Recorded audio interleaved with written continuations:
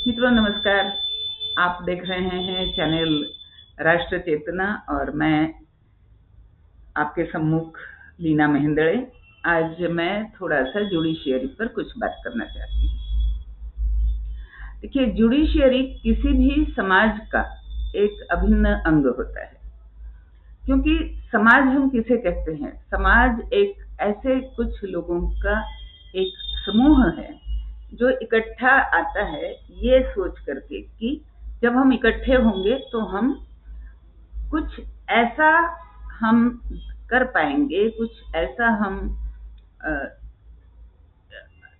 नई चीजें गढ़ पाएंगे, कुछ हम ऐसा ज्ञान का प्रसार कर पाएंगे, हम अपने लिए कुछ ऐसी समृद्धि पा सकेंगे जो कि एक व्यक्ति के लिए उसे पाना बहुत कठिन होगा या असंभव होगा।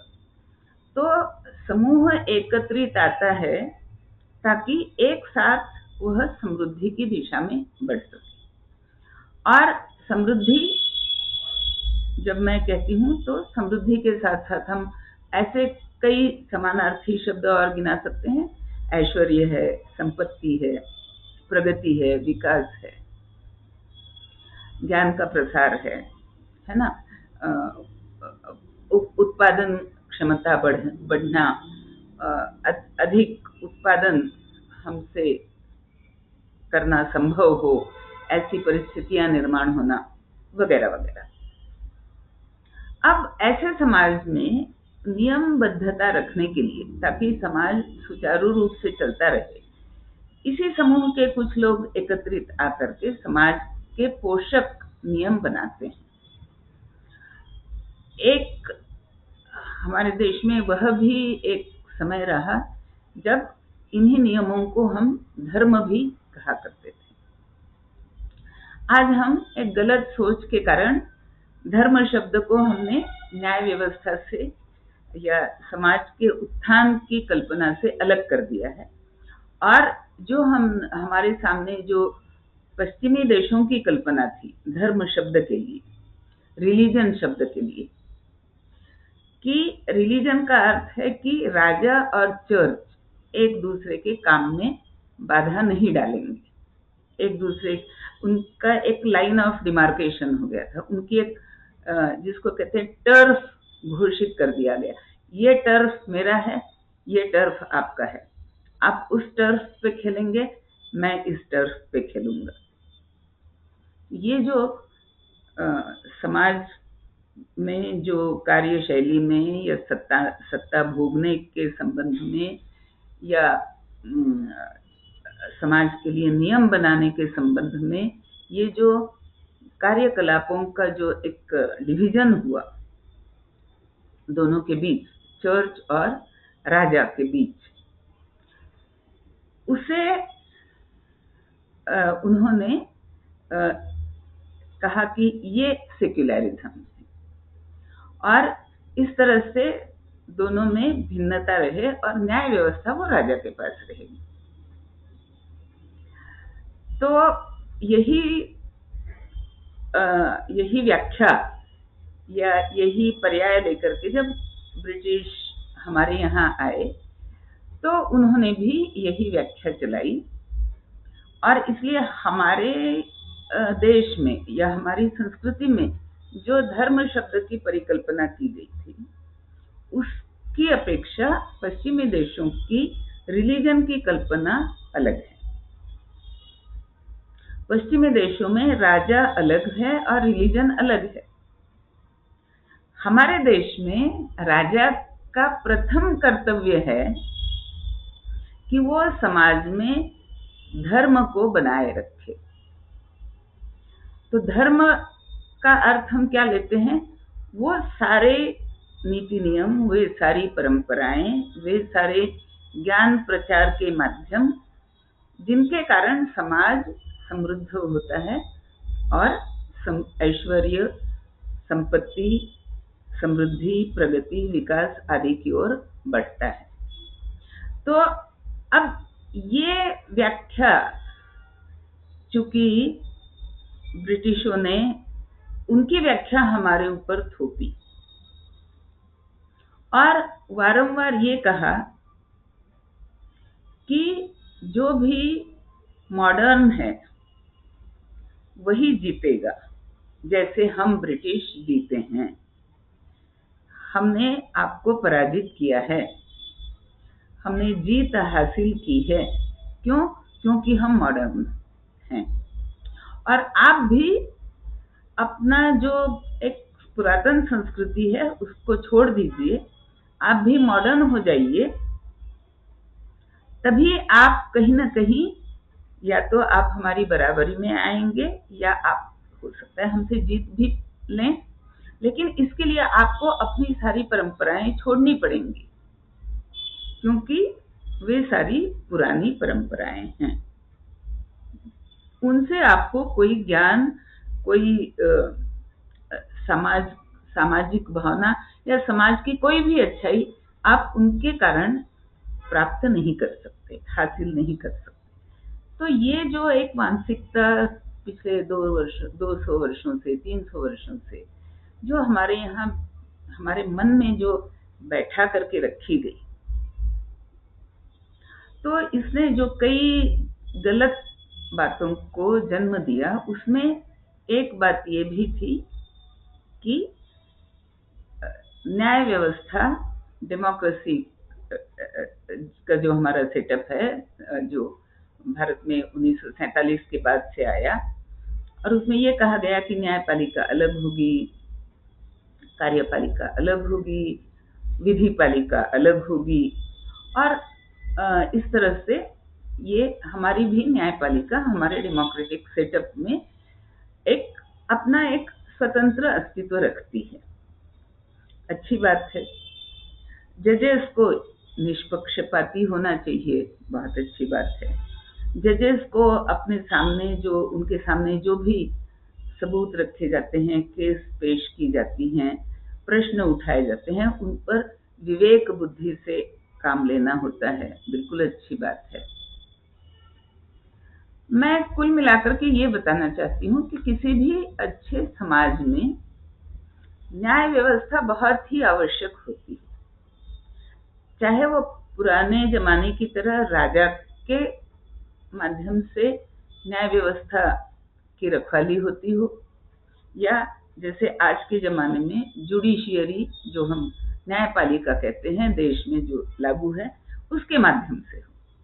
पर न्याय व्यवस्था समाज को समृद्ध बनाने के लिए, समाज को नीति संपन्न बनाने के लिए, और समाज की बुराइयों को समय रहते रोक पाने के लिए न्याय व्यवस्था अत्यावश्यक होती है।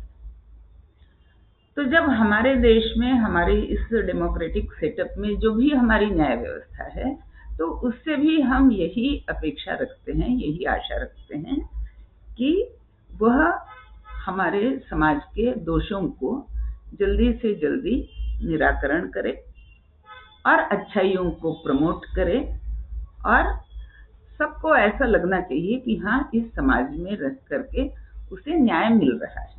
ये न्यायालयों का प्रथम कर्तव्य है। लेकिन न्यायालयों को, और जो वहां बैठ करके, जो कुर्सी पर बैठ के जो भी न्याय करते हैं, उन्हें कुछ बातें हैं जो उनके लिए, जैसे हम इंग्लिश में कहते हैं डूज एंड डोंट्स, कि ये करना चाहिए और ये नहीं करना चाहिए। तो वो जो ना करणीय बातें होती हैं जुडिशियरी में, उसमें सबसे पहला जो ना करणीय है वह है पक्षपात। आज दुर्भाग्य से हमें लगता है कि हमारे सारे के सारे जजेस निष्पक्षपाती नहीं हैं। कुछ जजेस हैं जो पक्षपात करते हैं। दूसरा, जो न्यायपालिका के लिए जो डोंट्स कहे गए हैं, उसमें दूसरा डोंट ये है कि उन्हें सपने में भी विनोद नहीं करना है। परिहास, उपहास, विनोद ये बातें जजों के लिए उच्छृंखलता की श्रेणी में आते हैं, कर्तव्यच्युति की श्रेणी में आते हैं। भूल करके भी, सपने में भी जो व्यक्ति जज के सिंहासन पर बैठा है, जज की कुर्सी पर बैठा है, वह उसे परिहास, विनोद और उपहास ये करना उसके लिए निषिद्ध है। तीसरा, वह व्यंग नहीं कर सकता है। जो बात कहनी है सीधे, सपाट और सीधी तरीके से कहो। पर आपको, अगर आप जज की कुर्सी पर बैठे हैं तो आपको व्यंग करना आपके लिए निषिद्ध है। चौथी बात, आपके लिए किसी की भी भावनाओं को दुखाना ये जज के लिए सम्मत नहीं है, निषिद्ध है। तो ये 4 बातें हैं, और 5वीं मैं इसमें जोड़ देती हूँ, क्योंकि दुर्भाग्य है कि वो जोड़नी पड़ रही है, कि जजों को भ्रष्ट भी नहीं होना है। तो ये 5 बातें हैं जो कि जुडिशियरी के लिए, जजों के लिए निषिद्ध हैं। मैं फिर से गिनाती हूँ। 1, पक्षपात निषिद्ध है। दूसरा, परिहास निषिद्ध है। तीसरा, व्यंग निषिद्ध है। चौथा, भ्रष्टता निषिद्ध है। और उनके अविवेक, और उस अविवेक के कारण किसी दूसरे व्यक्ति की भावनाओं का निरादर करना या किसी की भावनाओं को ठेस पहुंचाना, ये भी जज के लिए निषिद्ध है। तो मित्रों, ये मैंने ये सारी बातें अधोरेखित करके या दोबारा दोहरा करके क्यों कही? क्योंकि आज हम ये देख रहे हैं कि हमारे जजों में कुछ जजेस ऐसे आ गए हैं जिनके बारे में कहा जा सकता है कि उन्होंने भ्रष्टता करी है। कुछ जजेस जिन्होंने दूसरों को ठेस पहुंचाई है। कुछ जजेस जो पक्षपाती दिखते हैं। कुछ जजेस जो दूसरे लोगों पर परिहास करते हैं, व्यंग करते हैं, या वे परिहास में कुछ कह देते हैं। ये 5 बातें जजों के लिए निषिद्ध हैं। उन्हें ना केवल बहुत गंभीर दिखना पड़ेगा, बल्कि उन्हें बहुत गंभीर रहना भी पड़ेगा। और जो जजेस इस बात को नहीं समझते, मेरी समझ में वे जज होने के लिए निश्चित रूप से अपात्र हैं, भले ही उन्होंने लॉ की बड़ी बड़ी मोटी मोटी डिग्रियां हासिल कर ली हैं। ये वैसी ही बात है जिसमें ये कहा जाता है कि किसी ने तैराकी के विषय में 10 मोटे मोटे ग्रंथ पढ़ लिए,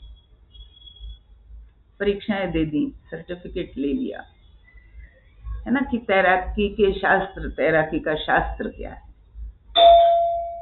परंतु उसे अगर तैरना नहीं आता है तो उस शास्त्र के पढ़ने का कोई अर्थ नहीं है।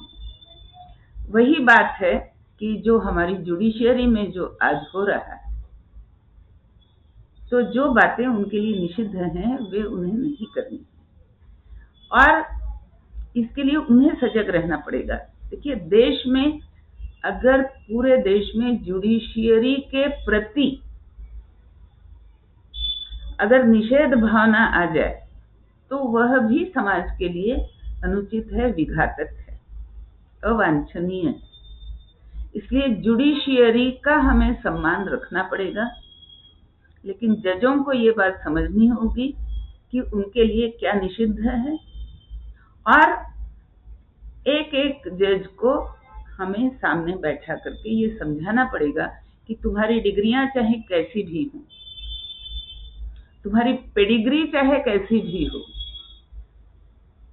पर तुम्हारे चरित्र में अगर इन 5 बातों का सम्मान नहीं है कि मुझे ये नहीं करना है जज की कुर्सी पर बैठ करके, ये समझ जिस जज में नहीं हो, वह जज देश के लिए एक बहुत बड़ा संकट उत्पन्न कर रहा है, क्योंकि वह पूरे देश की भावना को जुडिशियरी के प्रति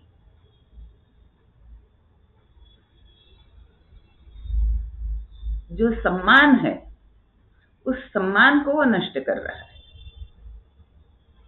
तो हमें देश में जुडिशियरी को बचाना है, संविधान को बचाना है, और ऐसे जजों को समय रहते हमें बाहर करना है या उन्हें सुधारने के लिए कहा जाना आवश्यक है। और जो जज इसे नहीं मानते हों या नहीं सुधरते हों, उनके लिए उचित नहीं, समुचित, इफेक्टिव दंड की व्यवस्था उनके लिए भी होनी चाहिए, ताकि वे उस कुर्सी पर दोबारा बैठ ना सकें, वहां बैठ करके वे परिहास ना कर सकें, वहां बैठ करके वे व्यंग ना कर सकें, वहां बैठकर वे किसी की भावनाओं को ठेस ना पहुंचा सके, वहां बैठकर के वे कोई भ्रष्टता ना कर सकें, वहां बैठकर वे कोई पक्षपात ना कर सके। तो ऐसे जो जजेस कर रहे हैं, उनको जब तक हम समय रहते समुचित रूप से वहां से जब तक हम नहीं हटाएंगे, तब तक हम एक बहुत बड़े संकट की तरफ जा रहे हैं। और वह संकट होगा कि जबकि देश की पूरी जनसंख्या को, एक बहुत बड़ी जनसंख्या को जुडिशियरी पर से विश्वास, पूरी तरह से विश्वास केवल नहीं, सम्मान, आदर, और ये भावना कि मैं अपनी समाज की रक्षा के लिए यह जुडिशियरी मेरे लिए आवश्यक है, ये जो हमारे मन में जुडिशियरी के प्रति जो एक आदर भावना का एक कारण बनता है, वही हम अगर निकाल देंगे तो ये समाज के लिए बहुत बड़ा संकट है। और अगर आज देश की सरकार, देश की जनता इस संकट के प्रति सजग नहीं है, और जो ऐसे व्यक्तिगत जजेस हैं, उनको जब तक हम समझा करके उनके चरित्र में ये जो एक दुर्भाव आ गया है, उसकी समाप्ति को जब तक हम इंश्योर नहीं करते, तब तक हम छोटे लोगों को बचाने के लिए पूरी न्याय व्यवस्था पर हम आज प्रश्न चिन्ह लगाने का अवसर हम जनता को सौंप रहे हैं। इस बात को हमारी कार्यपालिका को, हमारी केंद्र सरकार को, हमारी सत्ता चलाने वाले जो लोग हैं, उनको समझना पड़ेगा। और इस संकट से हमारे देश को बचाना यह उनका उत्तरदायित्व है, जिसे वे जितनी जल्दी पूरा करेंगे, उतना जल्दी हमारा देश इस संकट से मुक्त रहेगा। मित्रों, सोचिए मेरी बात पर और विचार करिए कि इसे हम जल्दी से जल्दी, शीघ्रता से किस प्रकार हम इसे व्यवहार में उतार सकेंगे। नमस्ते, वंदे मातरम, राम राम।